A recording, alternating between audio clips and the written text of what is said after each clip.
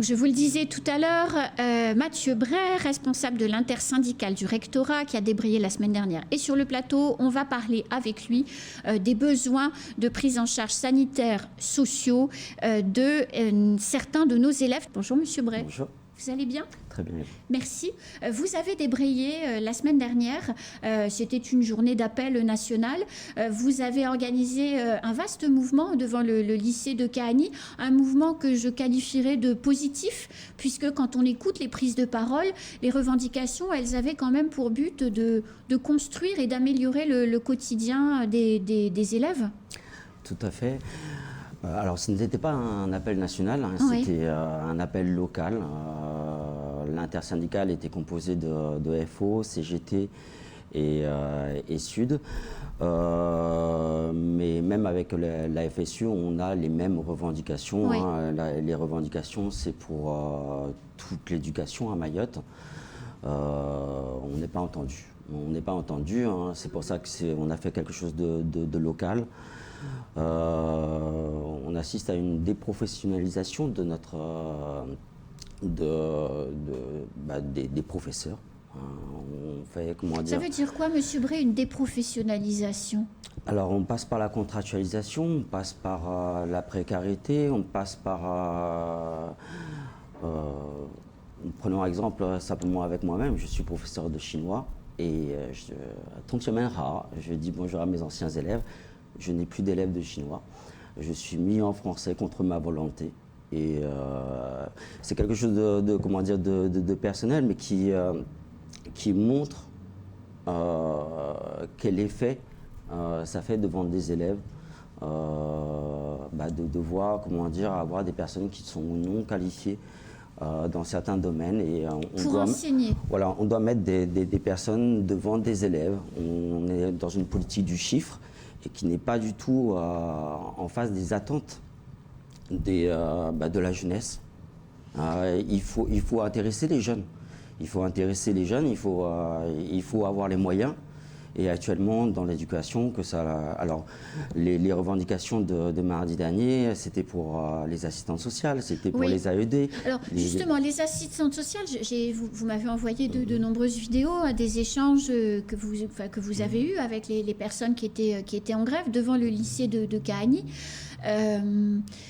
La souffrance, en fait, en tout cas, moi, ce que j'ai compris dans ce qui était exprimé par les personnels, c'était que les élèves, pour beaucoup d'entre eux, étaient en grande difficulté sociale et de santé, et que ces souffrances-là, elles empêchaient souvent d'apprendre, en réalité. Et que pour être en capacité d'apprendre correctement, il faut peut-être prendre en considération ces difficultés d'ordre social et d'ordre sanitaire. Ça veut dire quoi ? Ça veut dire que Mayotte n'a toujours pas un système de cantine. Moi, ça fait ma 4e année que je suis là. Ouais. Et je ne vois pas les choses avancer. On a une très bonne communication du rectorat, hein, je les félicite, hein, tout va bien dans le meilleur des mondes. Mais il se passe plein de choses en même temps. Mais non, oui, d'accord, mais les moyens ne sont pas là. On a des revendications qui sont les mêmes. Alors, c'est technique, nos revendications, mais dans la finalité, on n'est pas entendu et nous avons les solutions pour faire avancer l'éducation à Mayotte. Si les élèves, bien sûr, ne mangent pas à leur faim, comment peuvent-ils, le système cantine, normalement, aurait dû être mis en place depuis longtemps. Il n'y a pas que ça, hein. Il n'y a pas que ça. C'est tout un système où on précarise et en fait, vous avez des collèges avec 95% de contractuels, de professeurs contractuels. Je ne sais pas si vous vous rendez compte, on prend Mayotte comme un laboratoire de la France. Alors, il n'y a pas simplement qu'à Mayotte que ça ne va pas, mais dans toute l'éducation nationale, aussi dans les hôpitaux, le problème se présente. Mais quand vous dites... j'ai le sentiment quand même que le rectorat fait des tas de choses pour l'excellence également. C'est-à-dire que dans tous ces établissements scolaires, il n'y a pas que des jeunes en difficulté. Il y a aussi des jeunes qui sont compétents, qui sont promis à de belles études. Et le rectorat c'est un peu trivial, mais se bouge pour faire des tas de trucs, pour valoriser les compétences, pour dynamiser la créativité. Ça, c'est extrêmement positif, non ? Mais on ne peut pas sélectionner les élèves et mettre la lumière seulement sur ce qui va bien. Il y a trop d'élèves qui sont en difficulté, qui n'ont pas le suivi approprié. Et ça déborde en dehors de l'école. Moi, je suis passé dans la plupart des collèges et lycées en décembre. Je tire la sonnette d'alarme. Rien n'est fait. On est dans une cocotte minute où il y a la pression des élèves face à des enseignants, des encadrants qui n'ont pas les moyens efficaces pour pouvoir faire leur travail. Oui. Ben, à un moment, ça continue vers des débordements. Et c'est toute la société mahoraise. On est à plus de 50% de jeunes de moins de 20 ans. C'est tout à fait anormal de voir ça à Mayotte. Mayotte, c'est une sorte de racisme. C'est une sorte de racisme. C'est un relent nauséabond de colonialisme. Pourquoi nous n'avons pas les mêmes droits sociaux ? Oui, mais là, c'est pas la question du rectorat. C'est général, c'est un système. Tout à fait. Ça va bien au-delà. Cette question, elle a d'ailleurs été posée dans le cadre de la loi Mayotte, mais elle va bien au-delà, effectivement, du rectorat. Moi, je voudrais revenir sur la problématique sanitaire et sociale que vous avez beaucoup développée pendant ce mouvement. De quoi auraient besoin les jeunes les plus fragiles dans les établissements scolaires sur les questions sociales et sur les questions sanitaires? De quoi manque-t-il? Parce que je pense qu'il y a beaucoup de gens qui ne savent pas, Monsieur Bray. Vous avez vu, si vous pouvez passer les assistantes sociales, il y avait un discours que je vous ai envoyé, il manque des assistantes sociales. Et quel est le rôle d'une assistante sociale dans un établissement scolaire? Elle a un rôle de justement recueillir tous les problèmes que rencontrent les jeunes. Et si on est face à une population qui est déjà en pleine précarité, oui.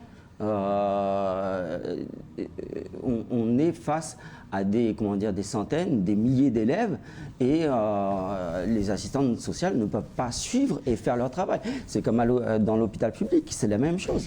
On dit qu'il y aurait dans les établissements scolaires de Mayotte 3 à 4 000 jeunes dont le parent, ou en tout cas le référent légal, est plus ou moins pas identifié. Est-ce que c'est une information que vous confirmez aujourd'hui ? Je trouve que c'est pas forcément intéressant de partir sur cette orientation. Pourquoi ? Parce que c'est... Comment on peut manger à sa faim à l'école, puisque c'était un point que vous évoquiez tout à l'heure, si on n'a pas un parent ou un référent qui vous donne l'argent tous les matins pour manger. Quand on n'a pas un référent identifié, on ne sait pas forcément où dormir le soir, et donc on arrive le matin à l'école en grande difficulté. C'est une clé d'entrée pour comprendre la problématique. Je pense que justement le manque de cantines à Mayotte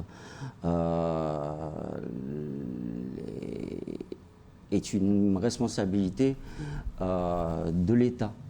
On force, l'âge légal, c'est jusqu'à 16 ans. Hein. L'école, oui. C'est jusqu'à 16 ans. Elle est obligatoire jusqu'à 16 ans. Elle est obligatoire, on doit donner les moyens qui vont avec. Les enfants que nous recevons ne sont pas responsables de leurs parents. Ils sont responsables de leurs études et de bien travailler à l'école. C'est vrai. À nous de les accueillir dignement. Alors, on parlait de questions de santé. C'est quoi la problématique de santé des jeunes lycéens et des jeunes collégiens aujourd'hui ? Je vous laisserai inviter donc une assistante sociale qui pourra peut-être plus au fait, les infirmières. On manque, de toute façon, au point de vue national,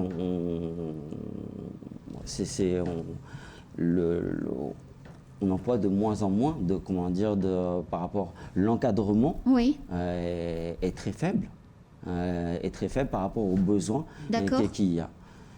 Alors, quels sont les problèmes? C'est très spécialisé. Dans les revendications que vous mettiez en avant, vous parliez des AED et de leur situation. Alors, pour nos téléspectateurs qui ne savent pas, c'est quoi un AED? C'est donc les surveillants. Nous avons besoin d'AED, d'AESH. Alors c'est quoi AESH? AESH, c'est pour ceux qui aident les personnes handicapées. D'accord.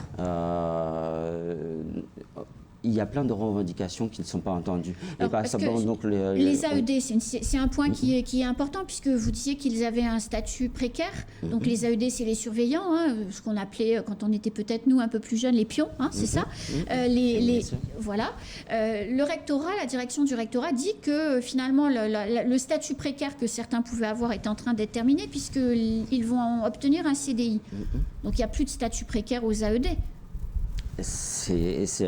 On va arriver vers la stabilisation, on attend, mais encore une fois, comment dire, l'encadrement ne suffit pas, la contractualisation des professeurs perdure et on va droit dans le mur, si je puis me permettre. Il y a le problème des AED, des AESH, des assistantes sociales et des professeurs. On ne peut pas, comment dire, donner une éducation de qualité avec les moyens qu'on a actuellement.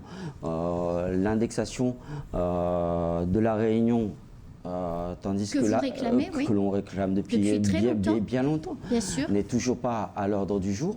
Et vous avez la Réunion qui est à côté, qui a un niveau de vie et qui est de développement avancé. On a le devoir d'avoir la même chose. Alors c'est technique, mais c'est pour avoir en fait un enseignement de qualité. On ne doit plus avoir une précarisation des professeurs. On ne peut pas. Ça ne marche pas comme ça, l'éducation. Comment on peut faire, Monsieur Bray, pour faire venir des professeurs à Mayotte, donc des professeurs, des fonctionnaires, c'est-à-dire des professeurs recrutés sur concours, etc. Comment on peut les faire venir à Mayotte alors que la métropole en manque et alors qu'on le sait très bien, et c'est pas que pour le rectorat, c'est pour tout Mayotte, privé et public, on est face à un problème d'attractivité majeur. On avait M. Soulaïmana il y a quelques minutes sur le plateau, l'adjoint au maire de Koungou, qui revient sur les violences et les émeutes pendant 24 heures. Il n'y a pas de réponse à cette question, à part embaucher local. C'est une question. Le CAPES local, en fait, a plus, comment dire, une orientation pour casser le CAPES national. Un concours, c'est un concours national.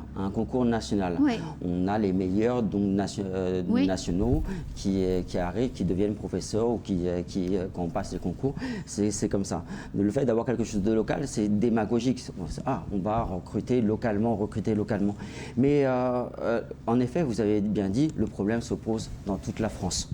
Oui. On met la caméra souvent, c'est pour ça que je suis là, sur ce qui est positif dans l'éducation, ce qui est positif, ce qui marche. Oui. C'est très bien, il faut être positif. Mais le problème est national. J'invite la population de Mayotte à voter aux législatives. On est syndicaliste, on ne fait pas de politique. Non, c'est ce que j'allais vous dire. On n'est pas là pour parler des législatives, on est là pour parler de l'éducation. Mais les solutions, elles passent par le vote, pas par la violence. Moi, j'ai fait avec mes anciens élèves. Je te parle chinois sur YouTube. Vous pouvez voir, c'est les élèves de Doujani qui parlent contre la violence. On ne répond pas à ces problèmes avec la violence. Mais alors, vous disiez tout à l'heure que vous étiez professeur de chinois, donc je suppose que vous êtes arrivé à Mayotte pour enseigner le chinois. Tout à fait. Il y a 4 ans, donc. Ah oui. Voilà. Et là, vous n'enseignez plus le chinois, c'est ça? Tout à fait. Et pourquoi? Moi, je dirais personnellement que c'est suite à des pressions après la réforme des retraites. Qu'il n'y a pas eu de véritable raison pour cette fermeture de chinois, puisque on avait 200-300 élèves qui étaient motivés pour continuer le chinois. Il y a des élèves qui ont fait du chinois pendant 3 ou 4 ans à raison de 2h30 par semaine et qui se sont retrouvés avec plus rien au lycée. C'est une aberration. Et moi, j'avais une bonne inspection, j'avais donc mes élèves qui me supportaient, mais qu'est-ce que vous voulez? La bêtise humaine, moi je dirais... Et aujourd'hui, vous enseignez quoi, Monsieur Bray, alors? Alors, on m'a fait des propositions dans le premier degré, mais qui n'ont pas été suivies de faits écrits, et on m'a mis en place en français. D'accord. Alors j'ai une tête de français. Il faut bien l'apprendre, le français. Tout à fait, mais je suis contre, je n'ai pas d'appétence particulière. J'ai bien dit depuis ça. à mon arrivée à Mayotte, ils m'ont dit est-ce que vous pouvez compléter au cas où avec du français. Bon, pour obtenir ma mutation, j'ai dit oui, mais j'ai bien dit que ce n'était pas ma spécialité.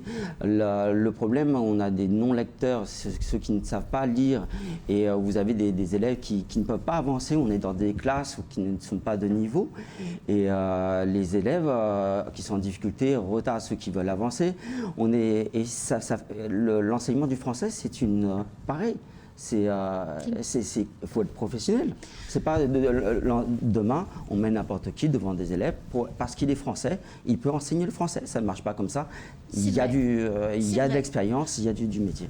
Votre journée donc, de mouvement de la semaine dernière, elle est suivie comment? Enfin, je veux dire, qu'est-ce qui va se passer? C'est quoi l'étape d'après? Parce que quand on met en avant des difficultés, et ce que vous avez fait pendant cette journée de mobilisation, qu'est-ce qui se passe après?